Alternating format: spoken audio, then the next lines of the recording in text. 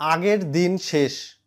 আগে যেখানে ছিল যে ৫ লক্ষের বেশি সঞ্চয়পত্র ক্রয়ের টিন সার্টিফিকেট এবং আয়কর রিটার্ন জমাদানের প্রমাণপত্র ব্যাংকে দেখাতে হতো, এখন আর সেই দিন নাই।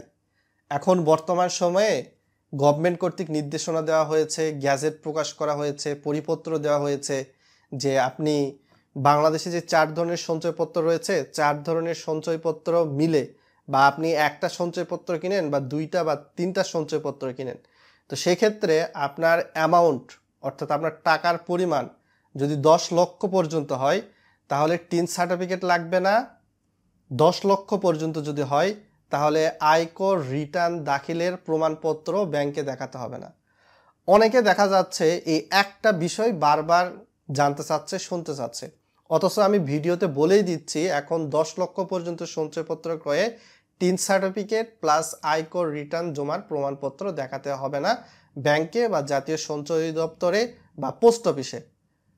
অনেকেই দেখা যাচ্ছে প্লাস মাঝে মধ্যে এবং এগুলার অর্থই বোঝার চেষ্টা করছেন না। ভাই, আপনারা যদি ভিডিওটা সম্পূর্ণ কন্টিনিউ করেন তাহলে আপনারা ওইখানে দেখতে পারবেন যে গভর্নমেন্ট যেই পরিপত্র গ্যাজেট দিয়েছে সেখানে আমি হাতে কলমে দেখিয়ে দিয়েছি। অনেকে বুঝতে পারতেছেন না, তাদের জন্য ওই গভর্নমেন্টের ৪ পৃষ্ঠার যে গ্যাজেট আছে বা পরিপত্র আছে সেটা তো আপনাকে পড়তে হবে।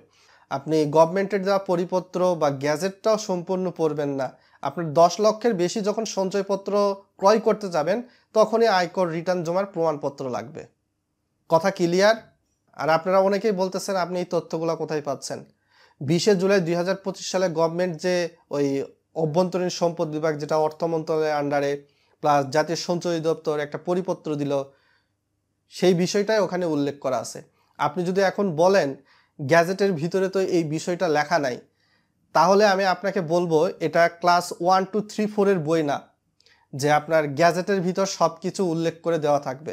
এটা ২০ তারিখে গভর্নমেন্ট নোটিশ দিয়েছে, হয়তোবা মিনিমাম একটা রিকোয়ারমেন্ট তো রয়েছে, টাইমিং তো আপনাকে দিতে হবে, এটা সফটওয়্যারে তো আপডেট করতে হবে উপর থেকে। তো সেক্ষেত্রে আপনারা অনেকেই ব্যাংকে যাচ্ছেন, ব্যাংক থেকে বলা হচ্ছে যে না আমি এই বিষয়ে কোনো নির্দেশনা পাই নাই, আপনাকে মিনিমাম ১ সপ্তাহ তো ওয়েট করতে হবে, নাকি আপনি ১ সপ্তাহ দিবেন না।